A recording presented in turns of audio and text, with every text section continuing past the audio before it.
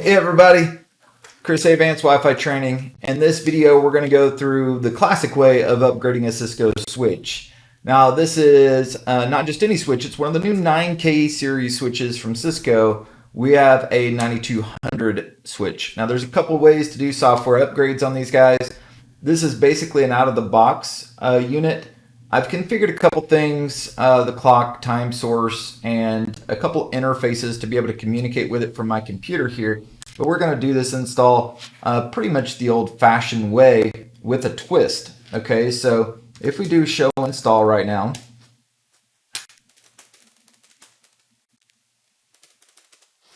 you're going to notice that, first of all, how do we do installs back in the day previous to iOS XE, right? Well, we had... We copied the bin file, okay, and I've got that bin file right over here that we're going to be using, as you see there, and we would copy that bin file to the flash of the switch, and then we would set our new boot parameters, and basically whenever the switch reboots, it would grab the new bin file, and it would decompress that file, because it is a compressed archive. It would decompress that into RAM and then run the software. Then it would find and load the startup configuration if there was one, and then the switch would run on the new code. Now, iOS XE, man, it changed the game in a lot of ways, okay? And there's a lot of great new features to go over. But I have a big pet peeve with Gibraltar, okay? The 16x code with iOS XE. There's just so new and so many things that just didn't quite work the way they should. So if you have any switches on Gibraltar, I highly recommend replacing that as quickly as you can with Cupertino or something more common. So and newer, right? We're on some pretty modern code like 1712 now, up to 1712. But the golden releases is still 1793. Okay. Now this is iOS XE. So first of all, if I were to use the legacy method of installing or upgrading my code on my switch, it would technically work. Okay, so there's what's called the bundle mode, which is doing basically a legacy install. You allow the package to decompress at boot time. But with iOS XE, it's modular, right? It's built of a modular operating system. And if you look, you've got at the kernel level, right? It's bin OS, which is Unix. Okay, and then installed on top of that is iOS D or a daemon. Okay, that's a service. Okay, that the switch runs to give us the familiar iOS interface. Whenever I first got the first few iOS XE devices out there, you could run almost every code or every command that Cisco had, even on like the first 9800 controllers that I put my hands on. And this was what they call embargo, or pre-release to the public. Okay, these devices you could run BGP commands on, right? And it would support it because they grabbed the iOS D portion of the code for this from a very successful ASR product line. Aside from that, all the other services that runs on iOS XE is pretty much clean sheet design, okay? And it's a great new architecture. It's designed to minimize any interruptions of services and any downtime. So before, if one of the features of the code failed, you had to reboot it to get that feature back up again. Now we have a multi-service architecture. And if we install the software, it extracts the code for that into Flash ahead of time. So faster boot process, but not just that, the ability to upgrade certain services and patch and do things, and also upgrade a stack, for example, without necessarily taking traffic down. Okay, so it's pretty crazy how we can do the things we can do with iOS XE today. And it does vary somewhat depending on the type of switch we have, if we have supervisors or not. But for pretty much the big recommendation is to not use that bin, the legacy bundle mode deployments anymore. You miss out on a lot of those features. Okay, so what we're going to do is we're going to do this in install mode. Okay, but before we can do the install, we're going to look at the flash here. Get that out of our way. And we're just making sure we've got a couple different images here. As you can see, this is 1612. Okay, and that's fine. But there's plenty of free space on this guy, right? They did it right with the flash memory, with the default flash memory. It can be upgraded, but they did it right with the flash memory size. There's room for plenty of things, and we can also clean up uncommitted installations if we need to as well. So I also have a TFTP service that is running over here, and basically we're going to do this first copy, the old-fashioned way. So as you can see, I'm pointed to a TFTP drive on my D drive, and in that folder, we've got our file name. Okay, so I'm going to grab the whole file name, and what we're going to do is copy TFTP flash, okay, and then we put in our remote host IP address. I have another switch in the stack. It's not stacked for the stacking cables, it's just stacked in a rack, okay? And with that one, I'm going to show you a newer way to do software upgrades too. In fact, probably a couple before the end of these new courses are done, because we've got ICE 3.3 that just came out, we've got new versions of DNAC that just came out, and new versions of iOS XE for the switches and the 9800 wireless controllers. So I'm going to be doing a lot of development on this lab, and this is just one of the first courses, first modules we're doing to get everything upgraded. I figured we'd show you that process too. So let's go ahead and paste our file name in. And again, so far, this looks like a classic install. We're allowing software to be copied from one location to the switch, right? So nothing really different yet. But we're going to let this run, get this finished, and then we're not going to make you watch paint dry. And once we come back, we'll look at the way we install this software instead of our traditional mode. Okay, we'll see you then. All right, so it looks like our software has been copied, and we can confirm that by doing dir again. So we've got our new file here that's a bin file. And if you notice this other one up here, it's got packages. Now, there's something that you need to also be familiar with, guys, whenever you do these installs is, if I've done a bunch of installs and copied a bunch of files, I could be taking up a lot of room on the disk, on the flash disk. So before you copy the file, you can do a command called install remove inactive, and it will look for any software that's not the active software and remove it from the system. And that way it'll give you more free space. Again, these guys have a lot of free flash. You're going to have to do a bunch of upgrades to see you use all that, but there's other things we store on flash too, captures, PCAPs, all that kind of good stuff. So bottom line is we've got our new image, and just know that that install remove inactive is there as well. So if we go now we want to see how the system is booting, so we can do show boot. And if you look right now, it says boot variables on next reload. It says actually boot variable does not exist. That's not great. Boot variable on the next reload is going to go to boot variable flash packages.com. That is what we want. Okay, we want it to use the new method, which is to call on the packages.com to load the software from flash that has been installed. So we're going to leave that, right? If it wasn't already set to that, you would want to use the command, go under global configuration mode, and you would want to configure this command, boot system flash packages.com, right? And so it's already set there. So I'm not going to save this, right? But, well, we can put it there. It doesn't matter. Do show boot. And if you look right there, I have changed the boot variable, okay? It's just the way the switch came from the factory was already set up to the install mode, which is what we want. That's great. Now, we need to upgrade the software, though, before we do anything else. So another command typically do is to tell the switch to auto boot. So we'll do no boot manual. Okay. Show boot. And again, no boot. Make sure it's not on manual boot. Okay. And once that's done, we're going to do write, because that is writing the config in VRAM. Okay. Now the next part of this is we want to make sure that we install the new file. So I'm going to grab the file name that we're going to use, okay, and we're going to do exit out of global configuration mode, install. We're going to do flash. Okay. Now after this, we want the full file name. We want to do activate. Let's look at the options here real quick.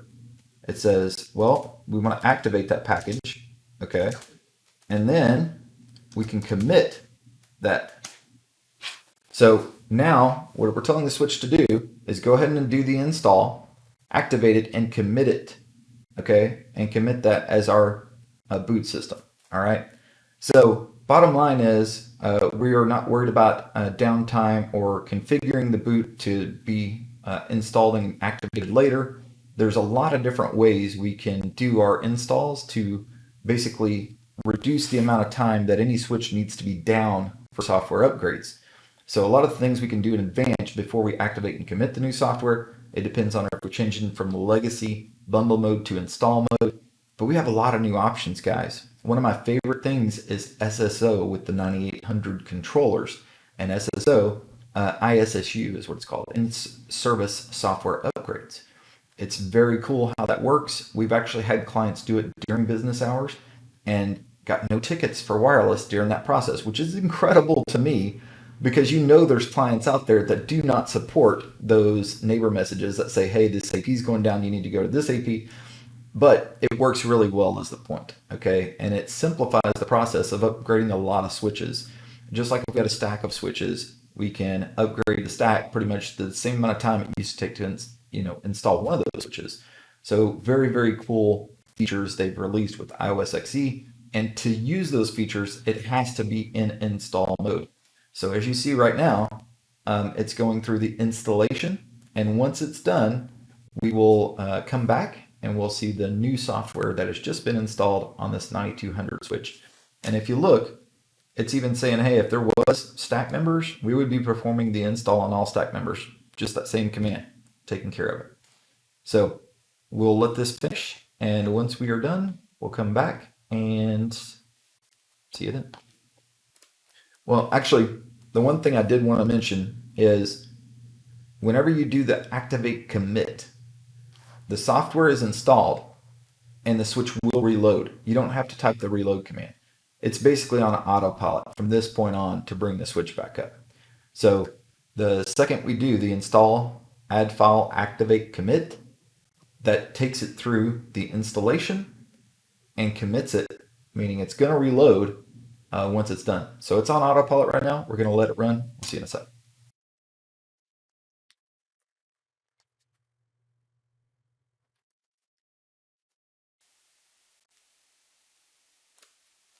All right, so a couple things. One is apparently I was a little wrong because I guess the 16 Gibraltar code takes up a lot of space. We got a flash value warning.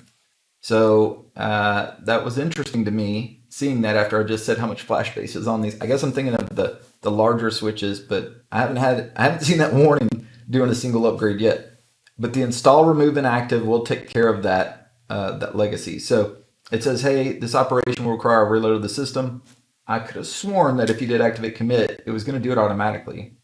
So we're going to go ahead and do yes, and we'll let the activate process start. So the point of doing activate at the end of commit, I thought, was to activate. So again, this could be a Gibraltar thing, to be honest, because you guys tell me in the comments if I put this on YouTube or comments, let me know, ping me. But I could have swore that if you do install, commit, activate, that, or activate commit, that it was automatic and it didn't require reboot. Again, it could be because we're coming from Gibraltar to a later version that actually supports the right commands. Not sure, but this is what we're seeing.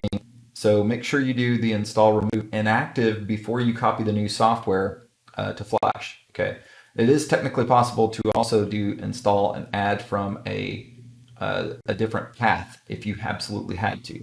So you can install the code basically without copying the bin to the Flash. I just don't like doing it that way. All right, we're going to let it reload, and we'll come up and validate once it's up.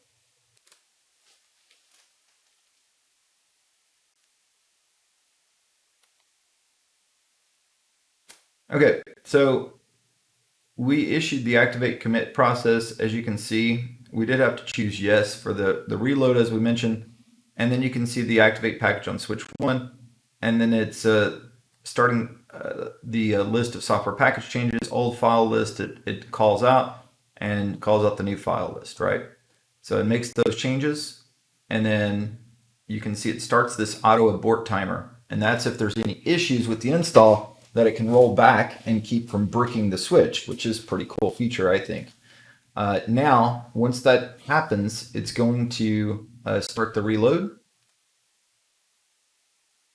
So basically the activate commit did require the yes response, and then it was able to continue. So we'll come back as soon as it's all done. All right, here we go. It's coming back up. 9200 switches are a bit special because these are just mostly the layer 2, layer 3 access switches and or they're just a little bit different than like the 93, 94, 9500s.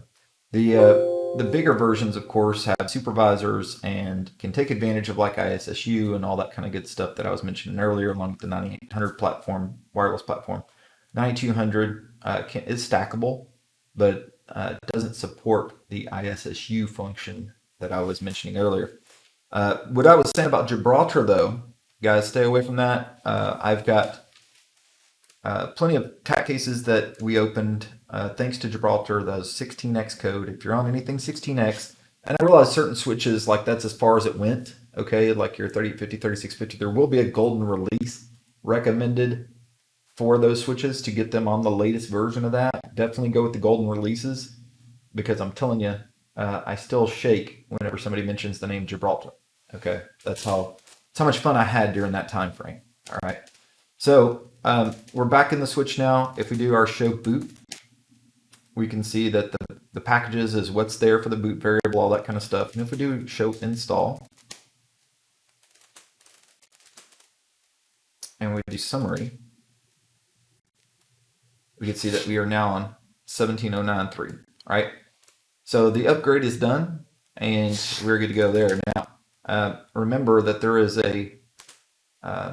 still some additional files in Flash. The previous version of software typically stays in Flash, but since this was and there it is right there, 1612, okay?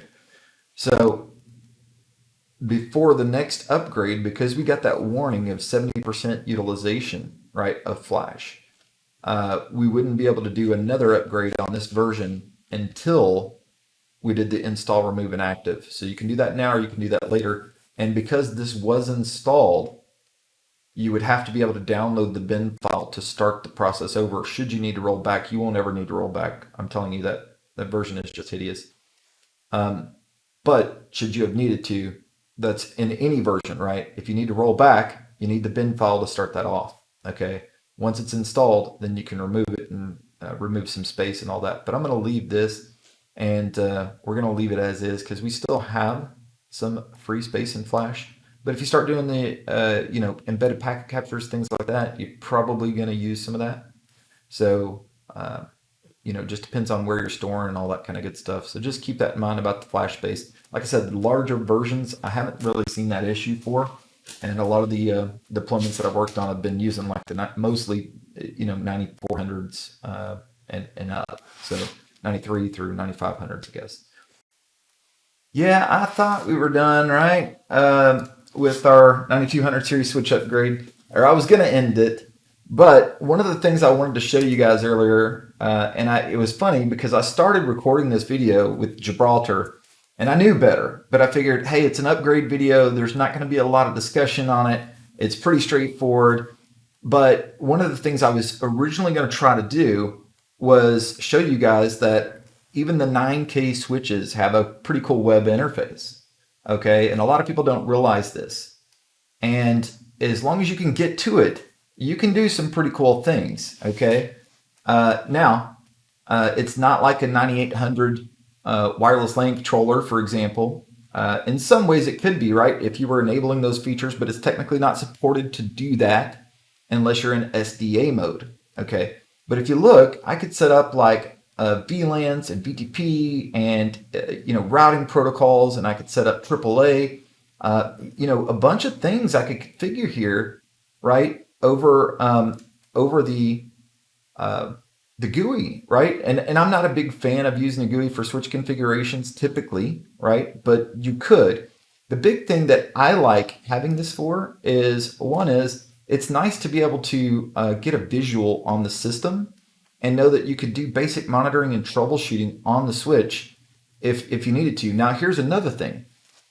In a lot of environments that I do work in, I end up needing to do packet captures, okay, and or troubleshoot problems. Not only that, sometimes we need to upgrade software, right? And maybe TFTP is not allowed on the network, right? But firewall policies don't allow you to do that. And setting up SCP to your device directly, or maybe that network device can't reach your device except for SSH protocol. There's a bunch of different potential things. And if it can reach SSH, you could, of course, use SCP typically. And you can actually configure SCP to work on your switches, by the way, too. But sometimes people have ACLs and firewalls that prohibit that from happening.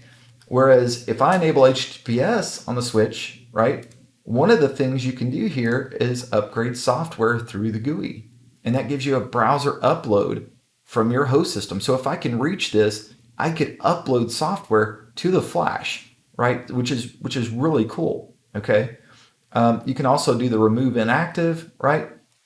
So there's a lot of possibilities that we basically just want people to know that this is here. Now in the troubleshooting aspect, you can look at the logs, and it's a nice GUI log environment, right? So you can look at the syslog and all the stuff you've got set up. But then I've got my embedded packet capture here that I can start and stop if I need to. So it's just a nice interface. Now, a lot of enterprises have web services shut down, and you should typically for like HTTP ports, right? Because if I log in this guy with HTTP and somebody's listening, my username and password was just could be captured in clear text. So we definitely don't want to be using HTTP for these switches. But if I deploy real certs, right, maybe signed by my CA, HTTPS might not be a bad thing to have on these switches to give, especially junior engineers, a way to just look at the architecture, right, on a switch-to-switch basis. Now, I'm sure a lot of you guys are going, well, Chris, what about DNAC, right? DNAC is kind of that, the network manager that can manage all this stuff, right?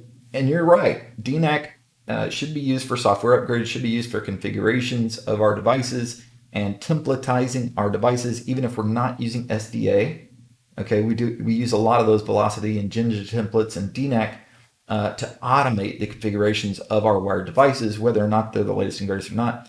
But guys, we run into things all the time. It's a tool in the tool belt. Okay, so just knowing that this is here and knowing that I can configure these things, right, if I needed to, it could do basic routing stuff from here. Could even do PKI management from here and set up CAs, right, that we just talked about. So you can do quite a bit of things here. Okay, here's even smart ports. I talk about smart ports all the time, and a lot of people haven't even heard of them. They've been around forever. Okay, but again, now we kind of use macros and all that kind of fun stuff. But the point is this is just another tool in the tool belt that gives you some visibility for your switch, because this is a 9200. All 9K switches have this tool. Okay, so whether it's just for monitoring and troubleshooting of the device and just knowing that, hey, it's healthy, or being able to jump on something and go, hey, here's my CDP neighbors or LLDP neighbors or whatever it needs to be. Look, you could even click there to enable LLDP, right? And then bam, there's get some LLDP going. Okay, and so we'll just say we want system well, we don't want anything disabled, right? Let's keep it like that. And then, bam, we can look at our neighbors, right? And now we can look at LLDP neighbors. So that quick. And all that was just one command, LLDP run, right? But it's cool to know it's there. And